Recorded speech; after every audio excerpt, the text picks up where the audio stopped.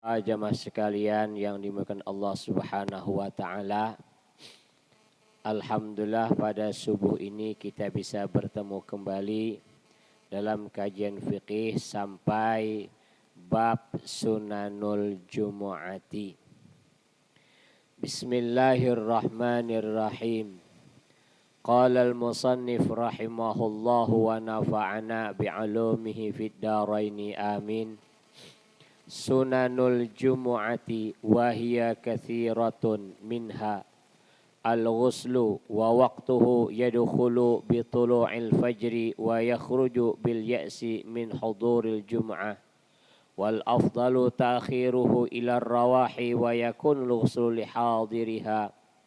Athani atazayyunu bi ahsani thiyab wal bidu awla fayalbasu thawba al-qamisa wal imamah wal rida wa yusanu ayyubaligh al-khatibu fi husnil hay'ah at-tanadhub min halqi anah wa natqi ibti wa qasi syaribin wa taqlimi dhufurin wa izalati rihin karihatin wa siwakin wa ghairi dhalik.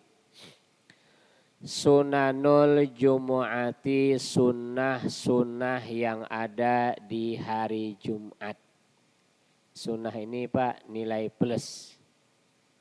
Orang berdagang keuntungannya.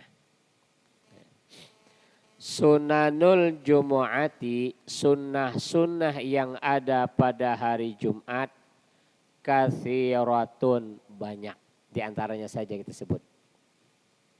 Di antaranya adalah al-ghuslu, mandi pada hari Jumat. Yang dimaksud mandi sunnah, bukan mandi wajib. Kalau mandi wajib ya wajib lah Pak. Mandi sunnah. Wa waqtuhu, waktu mandinya hari Jumat yang sunnah itu yadkhulu bi tulu'il fajri. Masuk waktunya ketika terbit fajar. Wa yakhruju, dan keluar bil ya'si min huduril jum'ah, ketika orang sudah mau pergi sholat Jumat, itu berakhirnya. Wal afdal ta'khiruhu ila rawah, dan yang lebih afdal mengakhirkan mandi sampai untuk berangkat ke masjid Pak. Pertanyaannya, kenapa kau disunahkan sebelum berangkat ke masjid itu mandi? Supaya badan segar, semangat Pak. Bukan masjid tempat tidur, kan begitu. Nah, disuruh mandi supaya semangat, bukan tempat tidur. Ini mulai imam khatib alhamdulillah muqaddimah dia langsung ngorok sampai khutbah kedua selesai baru bangun. Inilah sunnahnya mandi supaya semangat. Kemudian diantaranya atazayyunu bi ahsanis siyabi, berhias dengan pakaian yang paling bagus Pak. Pergi sholat Jumat itu memakai pakaian yang paling baik. Wal bildu aula, dan pakaian yang putih itu lebih utama. Nah, jadi pakaian yang putih lebih utama. Wa yusannu ayyubalighal khatibu fi husnil hayati, dan disunahkan ketika khatib menyampaikan khutbahnya dia duduk dalam keadaan tenang Pak. Duduk dalam keadaan tenang. Artinya tenang dalam keadaan bersila yang bagus, yang sopan, bukan ngangkang. Karena saya beberapa Jumat menemukan banyak yang duduknya kayak duduknya binatang. Nah, jadi duduk yang sopan. Karena apa? Sebab karena khutbah itu adalah 2 rakaat zuhur. Duduk ngangkang. Kenapa? Sebab karena Jumat itu kita menghadap Allah. Masjid tempat ibadah. Nah ini. Berpakaian yang bagus. Kalau kita tak Pak ya, kebanyakan pakaian yang paling sederhana. Yang sudah kusut untuk sholat menghadap Allah. Padahal di sini disunahkan Jumat itu pakailah pakaian yang paling bagus. Ada cerita Pak, saya dapat dari guru kita. Beliau pernah menceritakan bahwa gini, Al-Habib Ahmad bin Muhammad Al-Muhdar, Surabaya. Kalau tak salah Habib Ahmad bin Muhammad atau Muhammad bin Ahmad itu. Antara dua itulah saya lupa. Kuburannya sebelum Ampel. Kalau kita dari Jalan Sasak itu makam beliau sebelah kiri masuk Ampel dari Jalan Sasak. Nah, Habib Al-Muhdar itu beliau orang kaya Pak. Beliau orang kaya tapi tak kerja. Setiap sholat beliau memakai pakaian yang baru. Setiap sholat memakai pakaian yang baru. Habis sholat pakaian tadi disedekahkan kepada orang lain. Ditanya kenapa wahai Habib engkau memakai setiap sholat pakaian yang baru? Karena saya menghadap Allah Subhanahu wa ta'ala.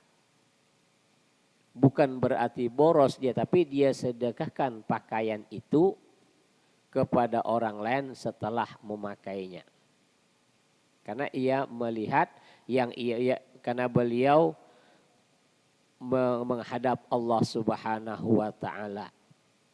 Sangat memuliakan Allah Subhanahu wa ta'ala. Sehingga beliau setiap sholat memakai pakaian yang baru. Kalau kita ngikuti kacau Pak nanti. Kehabisan baju nanti. Yang selanjutnya, ini di ketiga, at-tanazzufu, berbersih diri. Artinya bersih diri apa Pak? Min halqi anah, mencukur rambut yang itu tuh. Biar tak semak-semak dia. Wa nafti ibtin, membuang bulu kelek. Dibersihkan. Ini seumur hidup rambut kelek enggak pernah dibersihkan kan begitu. Wa qalsi syaribi, dan mencukur jenggot dan kumis Pak. Syarib itu ini loh. Kalau lehiyah ini. Sebenarnya yang di atas bibir itu disunahkan mencukur. Kalau jenggotnya tidak Pak. Pertanyaannya kenapa kok jenggot itu tidak disunahkan mencukur, sedangkan yang atas bibir itu disunahkan mencukur? Karena itulah tanda laki-laki yang dewasa. Kalau enggak punya kumis, enggak punya jenggot, namanya amrot Pak. Amrot. Karena dulu itu banyak orang yang suka sama-sama jenis karena tak punya jenggot. Nah, jadi sunnahnya itu jenggot dibiarkan, kumis dicukur. Itu yang sebenarnya. Wa taqlimi dhufurin, memotong kuku. Wa izalati rihin karihah, dan membersihkan bau yang tak sedap Pak.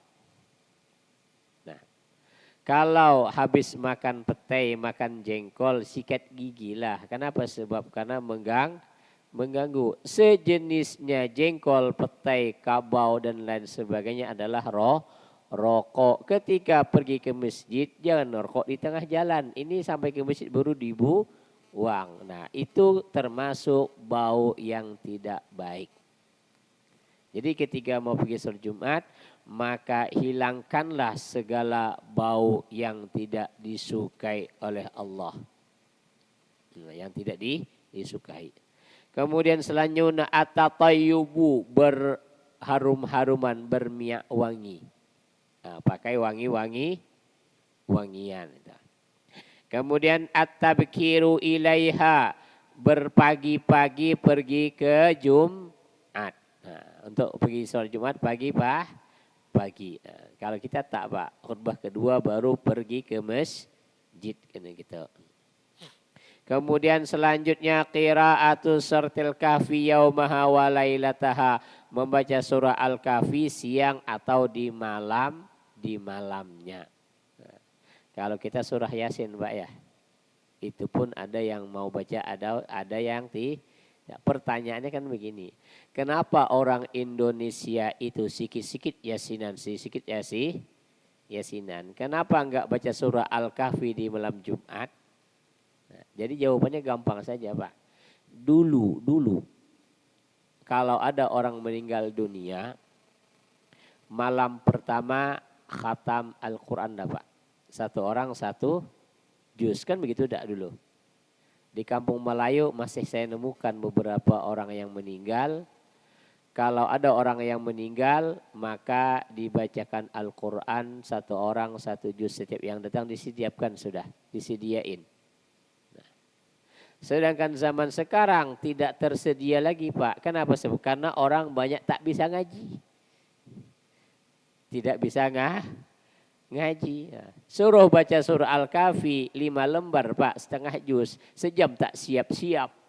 Akhirnya apa yang dibaca surah Yasin? Itu pun kadang-kadang dibaca, kadang-kadang tidak. Bukan karena dalil Yasin lebih afdal daripada surah Al-Kahfi, tidak, karena Yasin lebih ringkas, Pak.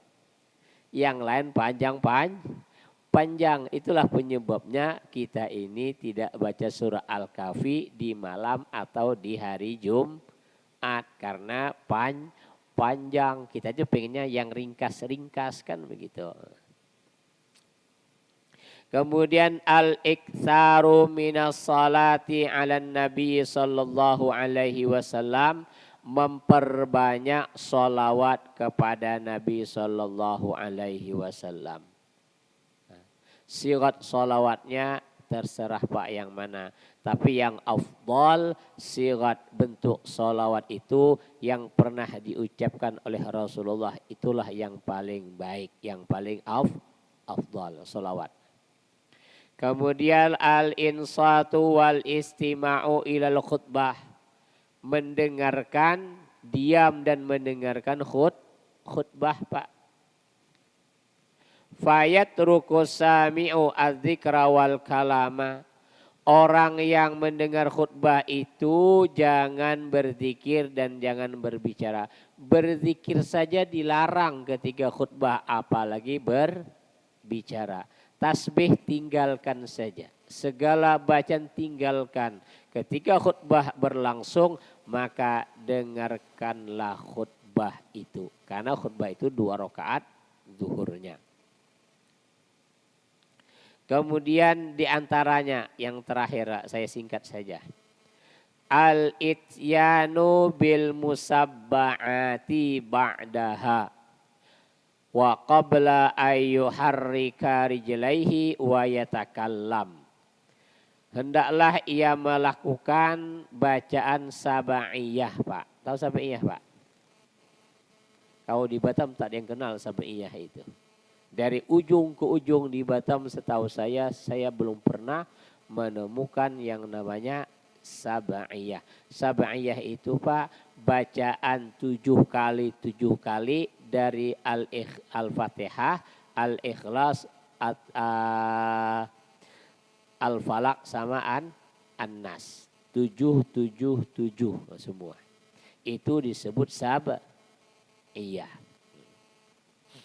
Kapan membacanya? Qabla ayyuharrika rijlaihi wa yatakallam. Sebelum merubah posisi kaki dan sebelum berbicara yang lain, bacalah Al-Fatihah 7, Qul huwallah 7, Qul a'udzu rabbil falaq 7, Qul a'udzu rabbin nas 7 kali. Itulah yang disebut sab'iyah. Kalau yang kayak gini, Pak, baca sendiri-sendiri. Kalau imam baca sab'iyah, selesai baca Qul a'udzu rabbin nas yang terakhir, sudah tak ada lagi makmum, tinggal di masjid. Jadi ini baca, amalkan masing namanya sab'iyah. Dalilnya ada, Pak, hadisnya, cuman saya tak hafal. Ada dalam kitab Al-Adhkar karangan Imam Nawawi ada.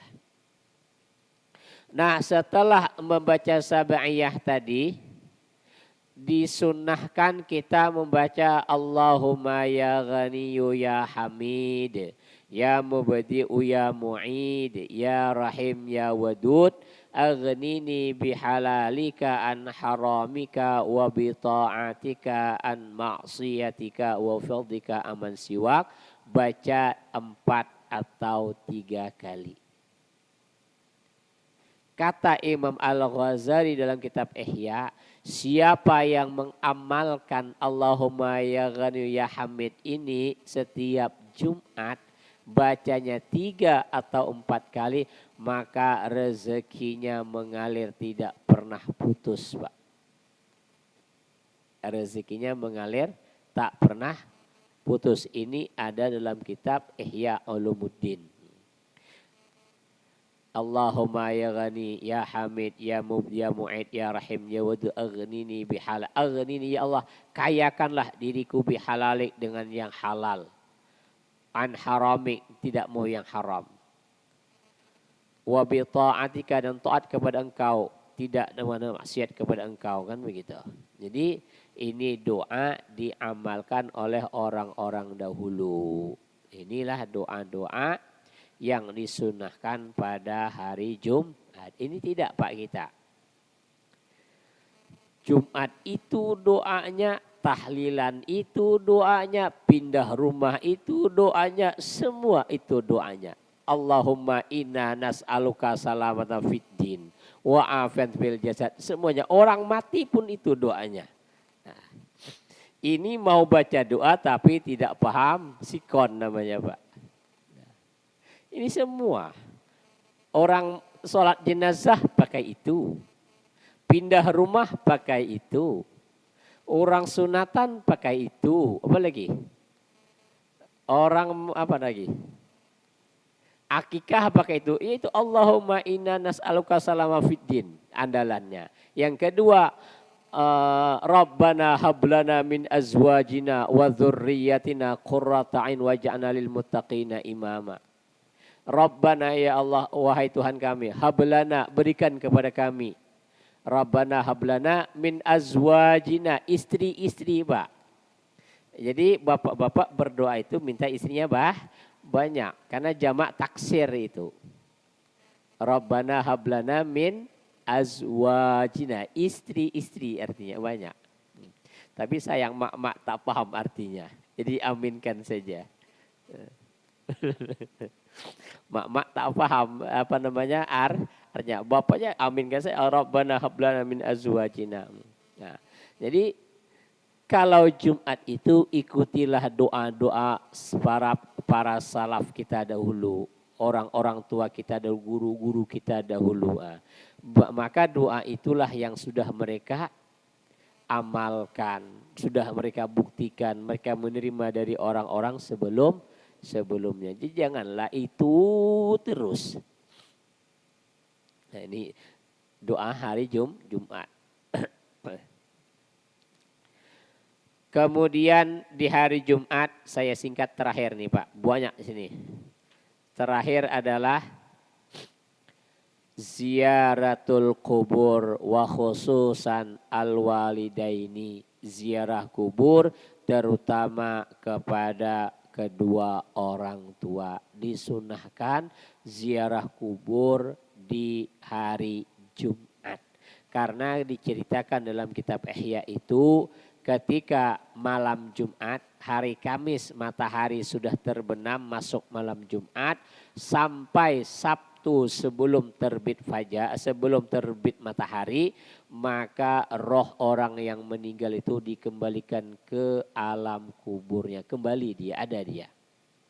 Nah, tapi ziarah di selain waktu itu, kata Imam Al-Ghazali itu, mereka tidak ada di kuburan itu. Mereka berada di Arash dia. Tak ada di kuburan itu. Maka ziarah kubur itu disunahkan malam Jumat sampai pagi Sabtu sebelum matahari terbit. Nah, jadi disunahkan ziarah kubur kepada orang tua. Nah, ini ziarah kubur kepada orang tua setahun cuman sekali Pak. Setahun cuman sekali. Mau lebaran. Itu pun membersihkan kayu-kayu, rumput-rumput yang hidup di atas kuburan. Ke mall sebulan 4 kali. Ke mall sebulan 4 kali. Ke kuburan orang tua setahun sekali. Baca doa pun sama, setahun cuman sekah. Ada yang tak pernah baca doa, Pak. Ada yang tak pernah baca doa. Katanya sayang sama orang tua, tapi tak pernah didoakan. Kalau dalil ziarah kubur itu dalam ilmu hadis itu ada nasah mansuh namanya, Pak. Memang Nabi itu melarang awalnya ziarah kubur, memang melarang. Kata Rasulullah, nahaitukum an ziyatil kubur. Aku larang kalian ziarah kubur, tak boleh awalnya. Itu awal Islam. Tetapi larangan itu beliau nasah mansuh itu dihapus gitu loh. Hadis selanjutnya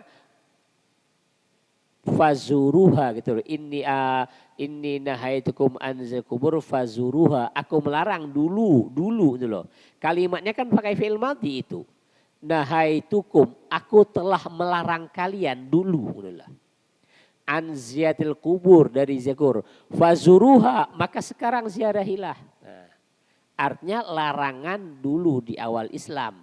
Setelah umat Islam sudah kuat imannya, tak ada masalah lagi. Kenapa aku dilarang? Karena kalau dulu imannya lemah, nanti merengek-rengek, menjerit-jerit di kuburan. Karena niyahah itu dilarang dalam agama Islam.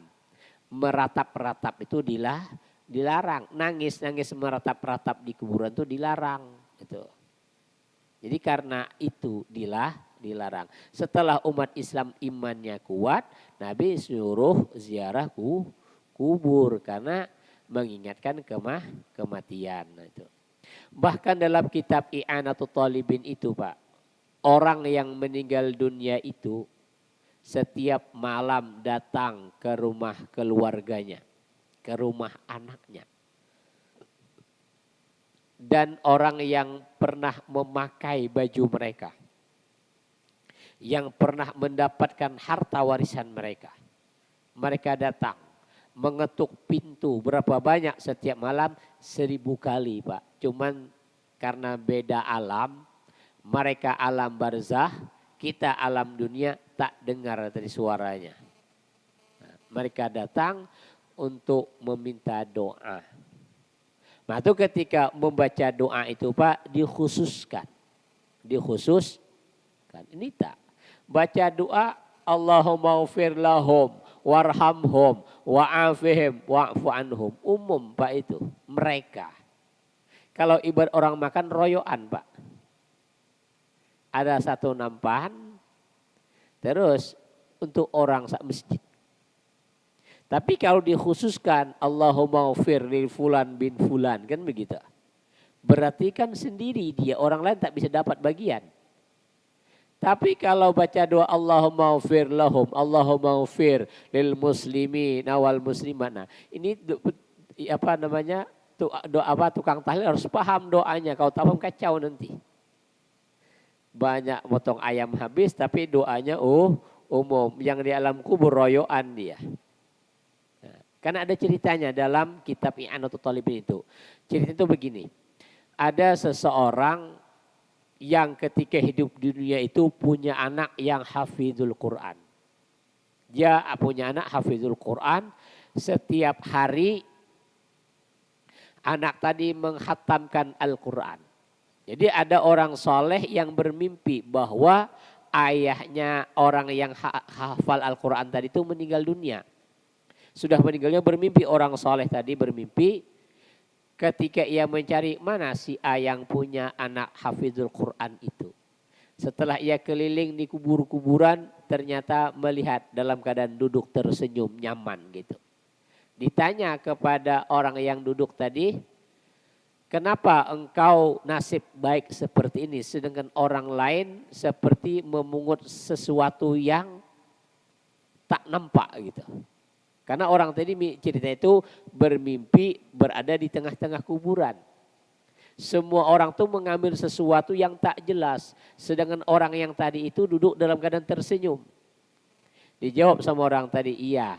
Saya punya anak yang hafidul Quran, setiap hari ia mengkhatamkan Al-Quran, pahalanya dikirimkan kepada saya. Kalau kamu ingin tahu, kata dia, kata yang dalam cerita dalam mimpi, kamu datang ke alamat ini rumah anak saya. Ternyata dicari sama orang yang bermimpi, orang yang soleh tadi, ternyata ketemu. Ternyata anak tadi jualan minyak dia.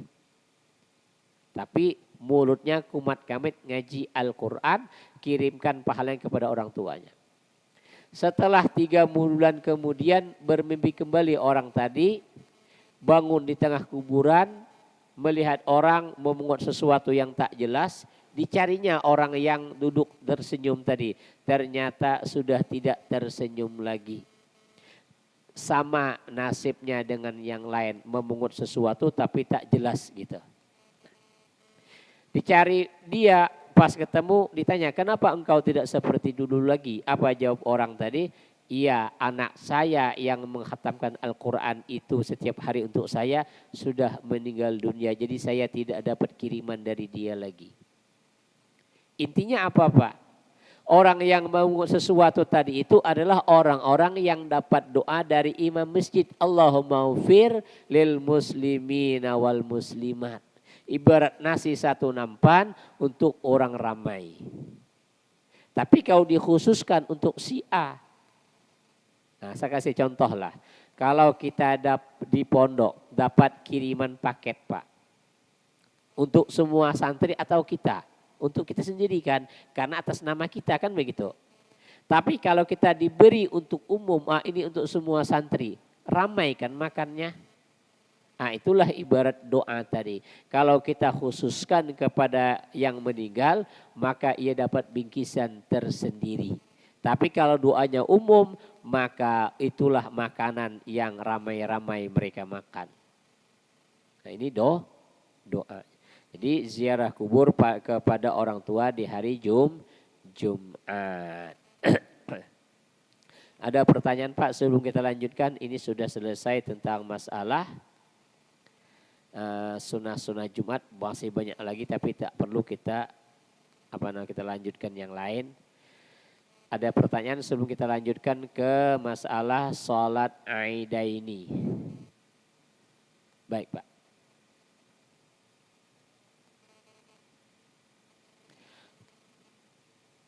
Salawat yang dari Rasulullah itu adalah salawat Ibrahimiyah itu. Allahumma salli ala Sayyidina Muhammad wa ala ali Sayyidina Muhammad kama sallaita ala Sayyidina Ibrahim wa ala ali Sayyidina Ibrahim wa barik ala Sayyidina Muhammad wa ala ali Sayyidina Muhammad kama barakta ala Sayyidina Ibrahim wa ala ali Sayyidina Ibrahim fil alamin innaka Hamidum Majid. Dan siratnya banyak Pak. Dalam kitab Al-Adhkar itu disebut banyak siratnya. Tetapi juga banyak juga salawat yang dari guru ke guru. Dari orang alim ke orang alim. Ada salawat Al-Idrak, ada salawat Al-Fatih, ada salawat Munjiyat, ada salawat Narih banyak. Tetapi semua salawat tadi yang bagus adalah yang dapat ijazah dari guru-guru sebelumnya. Salawat itu bagaikan obat. Ijazah itu adalah bagaikan resep dokter. Kalau kita makan obat tanpa resep, kurang bagus kan begitu. Nah, jadi ada ijazah dari guru ke guru. Ada salat nariyah, ada salat idrak, assalamu alaika ya sidi Rasulullah daqat hilati adrik ini. Banyak itu salawat. Ada kitab namanya Afdhalus Sholawat karangan Imam Yusuf An-Nabhani. Kalau tak salah halamannya itu sekitar 100-an halaman. Di situ bermacam sholawat. Nah, coba di-download di Play Store. Afdhalus Sholawat karya Imam Yusuf An-Nabhani. Di situ sangat banyak. Ada Al-Fatih, ada sholawat Munjiyat, ada sholawat Nariyah, ada sholawat macam-macam Pak.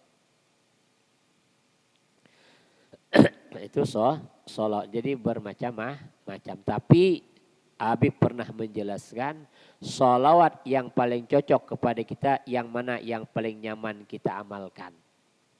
itu salawat yang paling cocok kepada kita. Saya mengamalkan salat munjid, Bapak mengamalkan salat munjid, mungkin tidak sama. Nah, jadi ada perbedaan. Jadi yang mana yang nyaman menurut kita, insya Allah itulah yang paling cocok kepada kita. Nah, jadi minimal sholawat itu 50 kalilah sehari semalam minimal. Terserah sholawat yang mana itu.